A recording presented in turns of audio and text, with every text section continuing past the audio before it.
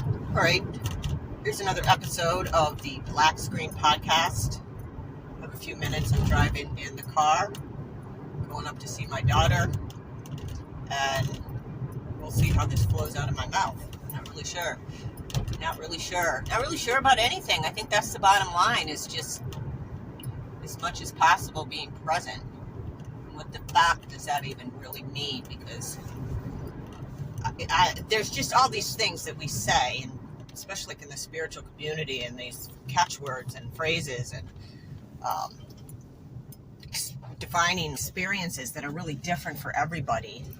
But there's a river that runs through it. There's always a common thread. So before I get really abstract on that, the idea of truth. I was listening to a podcaster or somebody on YouTube, Juan Van Wyk. I'm going to give him credit. He does like tarot readings and really funny, really good. And he was talking about truth.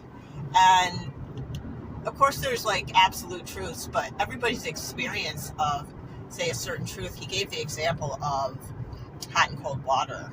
For instance, perhaps someone has some kind of disability or some kind of wiring where they don't feel the temperature of the water as hot. And that's really abstract, but maybe not so abstract, but an example that's a little extreme, but in subtler ways, so their truth is not going to be that this is cold or this is hot.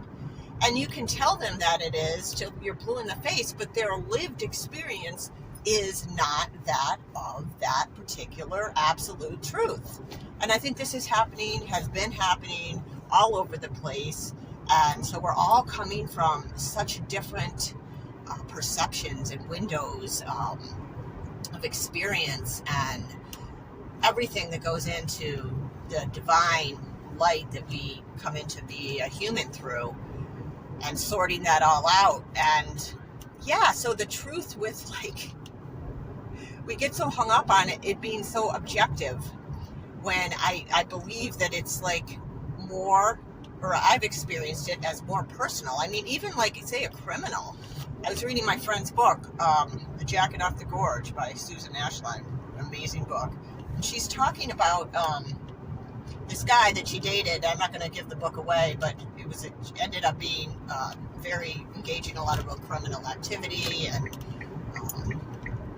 how she got involved in the relationship, and just the narcissistic aspect of it. And there's a word, you say that and you get a whole idea, if you've ever been in a narcissistic relationship, or what you have heard of someone who's putting themselves first, basically, and can't really, engage in a way that a relationship requires. And there's a lot of other aspects to it, but I don't think anyone is just a narcissist.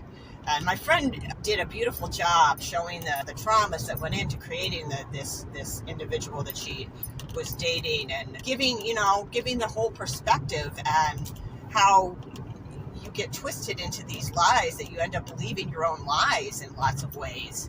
And I think that's what it is. We're believing shades of truth that are based on our lived experience and are true for us, but don't necessarily reflect the truth of the collective. So, and I think that's a hard thing. It's a heart and soul thing. And I'm not going to say that I know that experience so well that I can talk about it, because I'm still learning. Everything I talk about I can only talk about it if I've lived through it. And the soul embodiment is a big catchword phrase now in the spiritual communities. And the embodiment, the idea that we are here as divine light, and to fully embody in the human experience as a divine light. Like Jesus is being a prime example.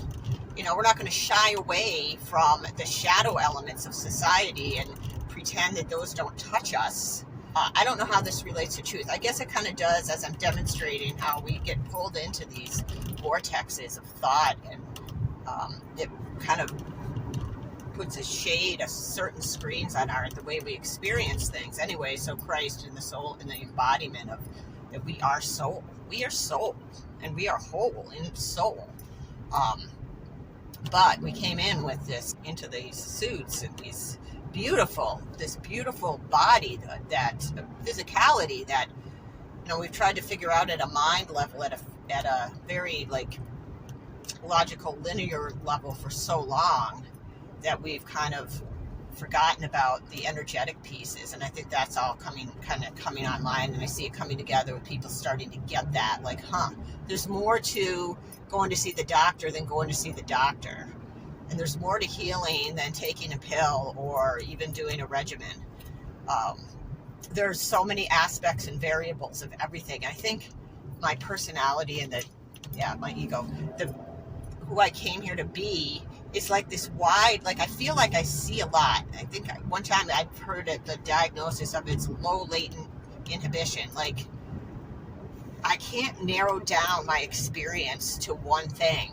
So I never did well with the multiple guest kind of tests, but I would always make an argument for all the answers on some level, because I couldn't like pull out one objective truth to answer, because I felt they all had validity, and don't they in so many ways? It's like we've decided that we're going to all like glom on to one way of thinking, and if it's not destructive, I don't see why we can't have lots of ways of thinking and experiencing and living and existing. It's about the heart and the soul, again, anchoring that in for whatever it is for you. And for our expanded consciousness and Mother Earth and what we're doing here with the environment, and all the pieces of it come together. And so all these truths that are floating around and people trying to beat you into adhering to one specific truth. Say killing, is that ever justified? Okay, I'm going to get really abstract with that. So that's kind of been interesting this week, and it's played out in relationships where I've been challenged to put down my perceptions of the situation over and over again, no matter what, and try to see it from a different viewpoint or expanded viewpoint, even if it doesn't sit well and it's cringy to think that. I'm going to try to think of an example. I can't think of one right now. I think it would be too personal. I guess I'll do a little bit.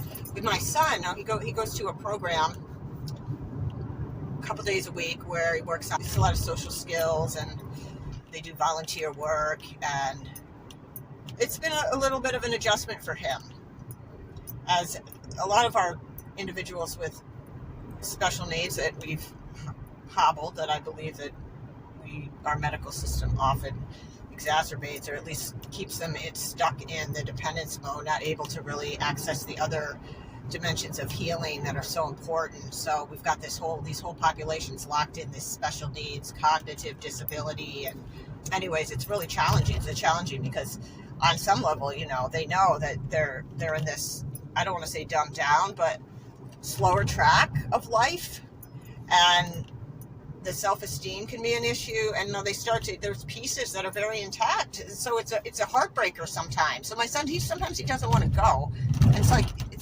I don't know, I'm seeing it too from my perspective and my life, and how it would be for me if I had to go to a program like that. But that's not his freaking experience. He didn't have my life.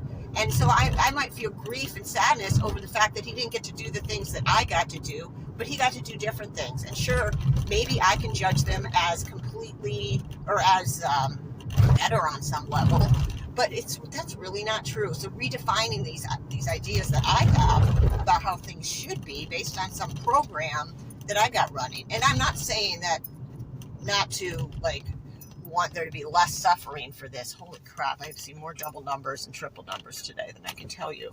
I don't know what's going on. So wow, I hijacked that whole conversation. This is kind of how my thoughts go. Managing a lot of details over a lot of time, I think my executive functioning sometimes gets it's a little muddy, but bear with me, people. Driving into Fitchburg, Massachusetts, which has grown on me.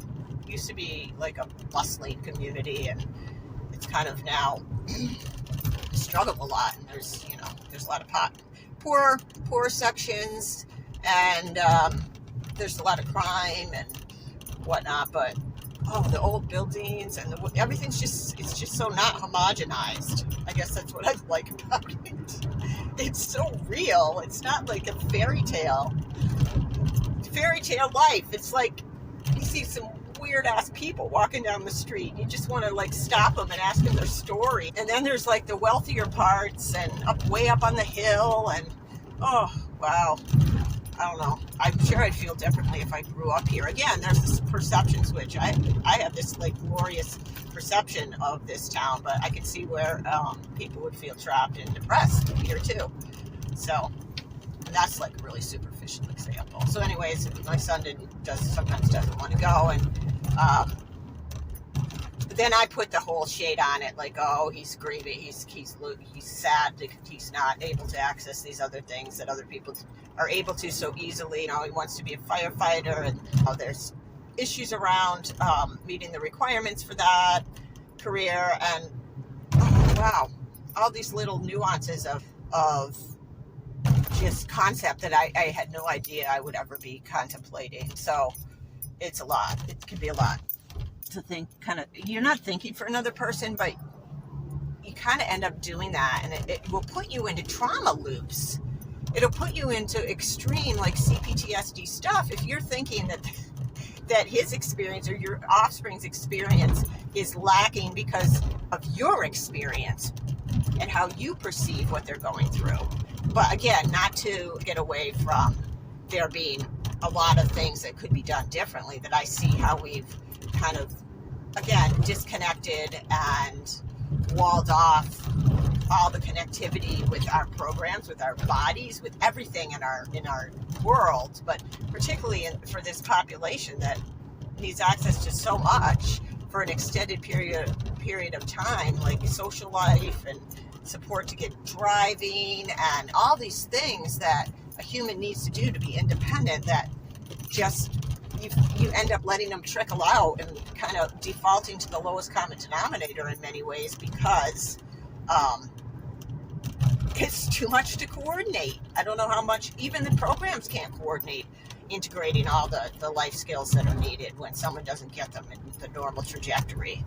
It's redonkulous, and like I said, I believe that there's a level of competence that we're not tapping, and I can rant on that for ages. But again, shades of truth, and you know, as you become aware of more things internally too, your truths change. I want to say they rise up, but really there's no better or worse. We're all embodying our soul or whatever, even if we keep coming back.